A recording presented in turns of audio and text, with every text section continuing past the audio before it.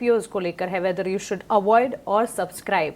Deep dive ही होती है यहाँ पर भी रिसर्च, और ताज़ा आईपीओज, ताज़ा लिस्टिंग्स जो होने जा रहे हैं उस पर आपकी रणनीति क्या होनी चाहिए, इस पर खास फोकस हम इन खास सेगमेंट्स में लेकर चलते हैं। सो आज ग्लोब सिविल प्रोजेक्ट्स के आईपीओ जो है वो खुलने जा रहा है, और इस आईपीओ से जुड़े अपडेट्स लेकर हमारे साथ मौजूद हैं ईटी नाउ स्वदेश के रिसर्च हेड अभिषेक गावशिंदे।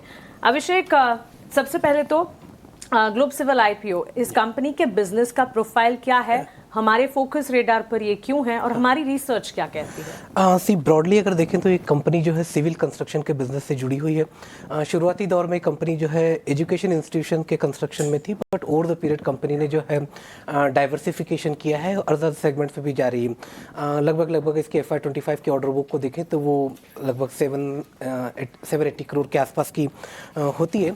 बट इसके बिजनेस मॉडल की तरफ अगर बात करें तो ये लार्जली जो है एक तरह से वर्किंग कैपिटल इंटेंसिव बिजनेस है, और ये इसमें एक बहुत बड़ा कंसर्न है, क्योंकि वर्किंग कैपिटल के डिपेंडेंस कहीं ना कहीं जो है आपकी ऑपरेटिंग प्रॉफिटेबिलिटी से जो बिजनेस में उछाल आ रहा है उसको कहीं ना कहीं खा जाता है। ये क्लास 1 रजिस्टर्ड लाइसेंस भी है इसके पास PWD से जुड़ा हुआ, और लगभग 11 स्टेट्स में इसका कारोबार है, परंतु नॉर्थ के जो दिल्ली और उत्तर प्रदेश जैसे स्टेट्स है वहाँ से इसका बड़ा बिजनेस आता है। अगर इस आईपीओ में अगर बड़े रिस्क की बात करें तो सबसे पहला रिस्क तो ये उभर कर आता है कि लगभग 63% फंड जो है जो आईपीओ से कंपनी जुटा रही है, इसका उपयोग केवल वर्किंग कैपिटल सॉल्यूशंस के लिए किया जाएगा। इसका मतलब है कि कंपनी जो है लॉन्ग टर्म एसेट से फंड रेज कर रही है, परंतु उनको शॉर्ट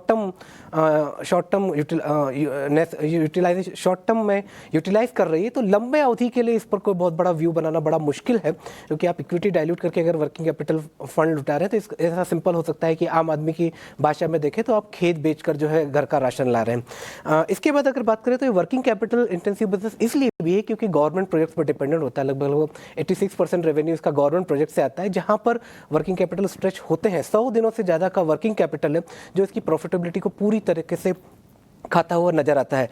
अगर ऑपरेटिंग मैट्रिक्स में भी देखें तो इसमें बिडिंग में भी कोई बहुत ज़्यादा सक्सेसफुल ऐसे देखने को मिलती नहीं है। जैसे कि पिछले साल भी अगर ये इस साल भी देखें तो लगभग लोग 9 मंथ FY25 में 11 प्रोजेक्ट्स में इसने सक्सेसफुल बिड किया, बट केवल वहाँ पर एक ही प्रोजेक्ट इसने सिक्योर किया, तो मतलब कि 10% का जो है इसका सक्सेस रेट कहा जा सकता है। जॉइंट वेंचर के बिजनेस पे काफ़ी डिपेंडेंस है, 1/3 ऑफ रेवेन्यू वहाँ से आ रहा है, तो एक आपकी जो है बाहरी पार्टीज पे निर्भरता जो है लगातार बनी रहती है। और इसके बाद सबसे बड़ा कंसर्न जिस पर कि इन्वेस्टर्स को बिल्कुल ध्यान रखना चाहिए, और वो ये है कि इसकी ऑपरेटिंग प्रॉफिट मार्जिन में जो इंप्रूवमेंट आया है 9 मंथ में देखने को मिला है, वो ऑपरेटिंग कैश फ्लो तक कन्वर्ट नहीं हो रहा है। ऑपरेटिंग कैश फ्लो अभी भी जो है मिनिस्कल है, नेगेटिव है, और उसकी सबसे बड़ी वजह यह है कि ऑपरेटिंग प्रॉफिटेबिलिटी को जो आपकी बढ़ी हुई वर्किंग कैपिटल डेज हैं वो खा रहे हैं। तो इस लिहाज से अगर देखें तो लंबी अवधि के लिए भी जो है यहाँ पर एक बहुत बड़ा व्यू बना पाना बहुत मुश्किल है। इसके बिजनेस मॉडल को एक्स्ट्रापोलेट करना भी मुश्किल है, क्योंकि ये कंस्ट्रक्शन जैसे सेगमेंट में जो अपने आप में साइक्लिकल होता है, गवर्नमेंट पर डिपेंडेंसी, और इन सबको अगर हम जोड़ें तो इस आईपीओ पर हम आउट ऑफ 5 2 स्टार देंगे।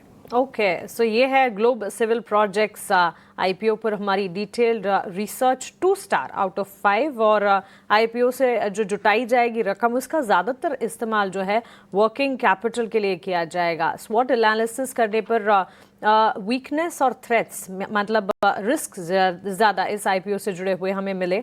बिडिंग सक्सेस रेशियो भी कम है, और सरकारी प्रोजेक्ट्स पर ज़्यादा निर्भरता है। Infra space, civil construction space से ताल्लुक़ रखती हुई कंपनी। शरण, ग्लोब सिविल प्रोजेक्ट्स पर अभिषेक ने तो अपना टेक, अपनी एनालिसिस और अपनी रेटिंग भी बता दी। आप इस आईपीओ को कैसे देख रहे हैं? तो जैसे अभिषेक ने बताया, बेसिकली सिविल कॉन्ट्रैक्टर है, ईपीसी कॉन्ट्रैक्टर बोल सकते हैं, टोटली गवर्नमेंट डिपेंडेंट है। अराउंड 60% ऑर्डर्स गवर्नमेंट से आते हैं। FY24 में टॉप 3 क्लाइंट्स ने 50% ऑर्डर दिए हैं। तो आप गवर्नमेंट को देखते हुए मानसी काफी डिलेज होते हैं, और ये कंपनी में देखा भी गया है। FY23 में करीबन 150 करोड़ के बेंगलुरु ऑफिस से ऑर्डर आए थे। एक्सपेक्ट था 50 करोड़ बुक करेंगे, मगर खाली 3.5 करोड़ रेवेन्यू बुक कर पाए। तो डिलेज तो बहुत ही कॉमन है, और इसमें आपके मार्जिन भी नेगेटिव हो जाते हैं। डिलेज कॉस्ट स्ट्रक्चर बढ़ा देते हैं। तो overly very government dependent. Again receivables बढ़ते हुए जा रहे हैं, 36 करोड़ से 141 करोड़ हो गए बाय दिसंबर 2024। तो इससे क्लियरली पता चल रहा है आपकी पेमेंट्स टाइम पे आ नहीं रही है, आपके ऑर्डर्स डिले होते जा रहे हैं। Inventory at the same time बढ़ते जा रहे हैं, 80 करोड़ से ऑलमोस्ट 110 करोड़ हो गए हैं। वापस कैश फ्लो नेगेटिव, FY23 में नेगेटिव, 24 में पॉजिटिव, अभी 9 मंथ्स में नेगेटिव। बहुत ही अनइवन कैश फ्लो है, मतलब company because of delay in payments अपने कैश फ्लो बराबर लेवल पे ला नहीं पा रही है। डेट भी देखे तो स्लोली बढ़ते हुए जा रहा है, 1.8 times debt to equity level पे पहुंच गया है। IPO प्रोसीड वापस 65% फॉर वर्किंग कैपिटल। बेसिकली जब वर्किंग कैपिटल गैप आ जाता है, आप उसे फुलफिल नहीं कर पाते, उसके लिए आप अपनी इतनी एक्सपेंसिव इक्विटी बेच रहे हैं, वही एक सबसे बड़ा रेड फ्लैग है। और बात करें ऑर्डर बुक की, ईयर ऑन ईयर इसका ऑर्डर बुक कम होते जा रहा है। जैसे अभिषेक जी ने कहा है, ऑलमोस्ट जितना बिडिंग करते हैं पहले 55% सक्सेस रेशो था, अभी ऑलमोस्ट खाली 10% पे आके पहुंचे हैं पिछले नेट पे। तो इनको ऑर्डर्स भी मिल नहीं रहे हैं, तो आगे चल के बेसिकली ऑर्डर बुक कम हो गए हैं और रेवेन्यू पोटेंशियल इतना दिख नहीं रहा है, कैश फ्लो नेगेटिव है।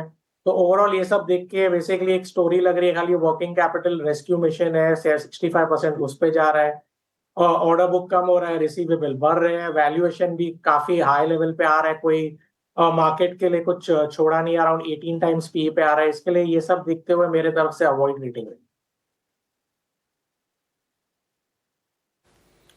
ठीक है, शरण की तरफ से भी अवॉइड रेटिंग, और अभिषेक गावशिंदे हमारे रिसर्च हेड, उन्होंने सिर्फ 2 स्टार दिया था।